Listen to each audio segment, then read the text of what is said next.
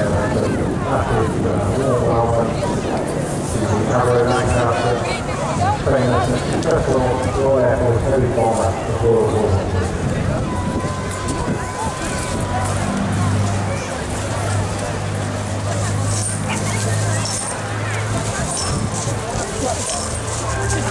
Flying down to just particularly inform early into all information across that massive great wing. The legend lives on today and the contribution made.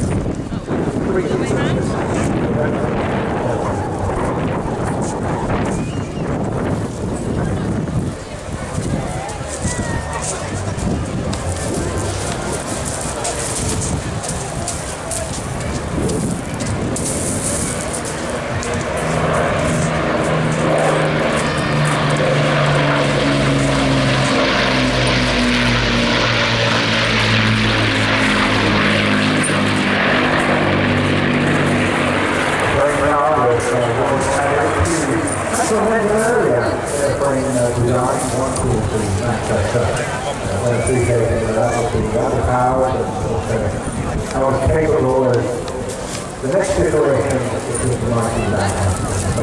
Flying in Manchester, in 1941. The first production Lancaster flying that year in October, and the first delivery to 44 Squadron on Christmas Eve of that year.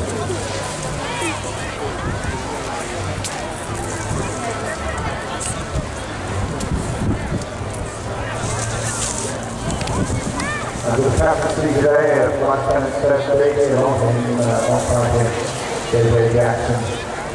The whole raft of individuals today, they're flying back to their base later on. And of course the all-important engineers to keep this mighty, venerable aircraft on the road.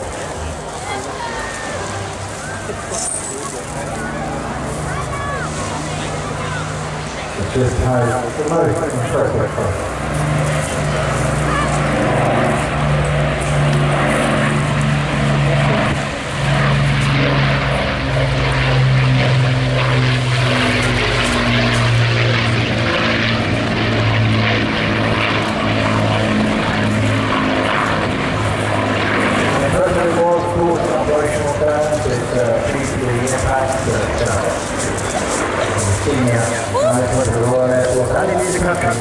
At the time. Its performance was absolutely outstanding, carrying a maximum bomb weight of 22,000 pounds at a level speed of 15,000 feet at 270 miles an hour, which was cruised routinely at altitudes of about 20,000 feet with a range of 200, or with a range speed of 200 miles an hour.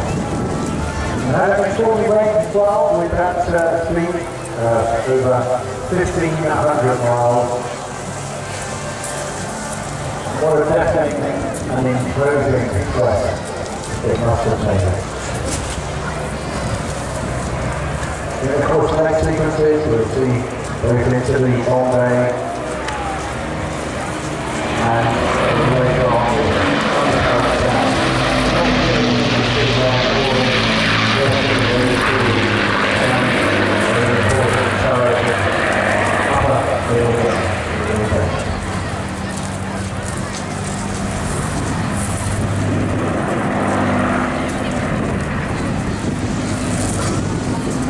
really impressive picture of a 1,300 777 Lancaster built in 1941 and 1946.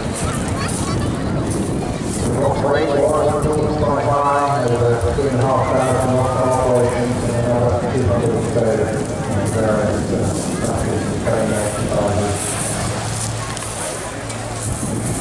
So many aircraft were specifically disposed on the scrap at the end of the war, but luckily we were able to see both 474 and its partner surviving airworthy aircraft in Canada here in 2014.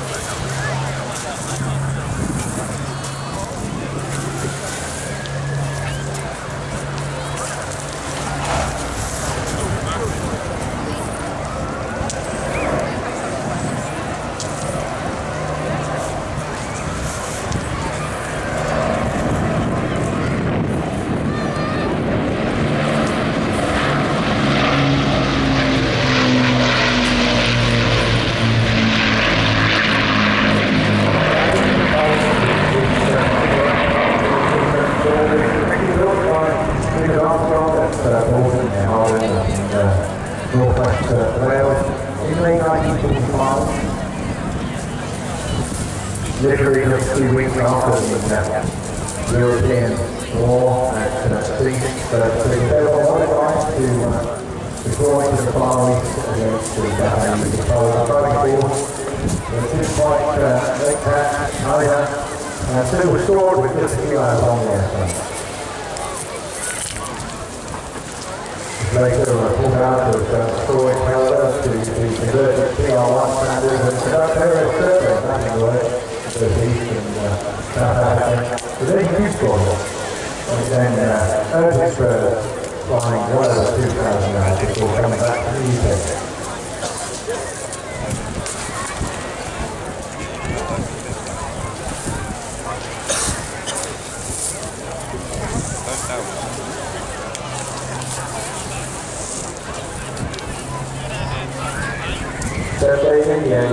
Stalwart of the 65 world, there's an instructor and there's a captain on the mighty Lancaster.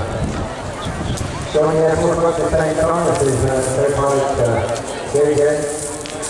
We went through the University of Eastbourne and then on posting in pilot training on flying the heavy C-130J, flying with Line. Unsurprisingly, on a number of operators passing through the Afghanistan. Here now, William carries down. There's a number of those crews that struggle. Make their way back from Europe for a long night.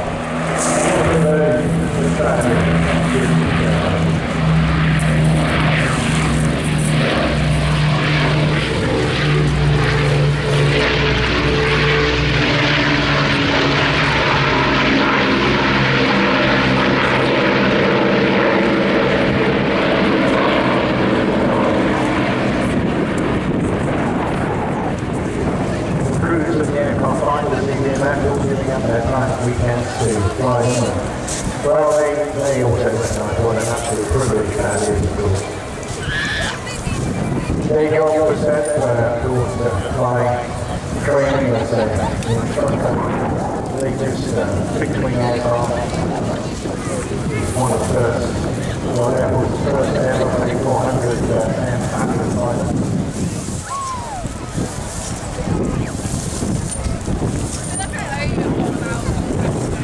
We're not like this. That's flying the Chevy first of all. That's Chevy not still under maintenance and refurbishment work. But hopefully it's well and we'll see the aircraft back in the air next year.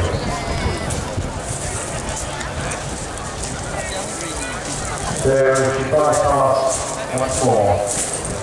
Let's remember all the others that also supported the Lancaster and bombing activities those include killing bombers such as Wellington and also the other Royal Air Force heavy bombers for Sterling and Hamilton. The 73,000 individuals who became 32 people who were shot down.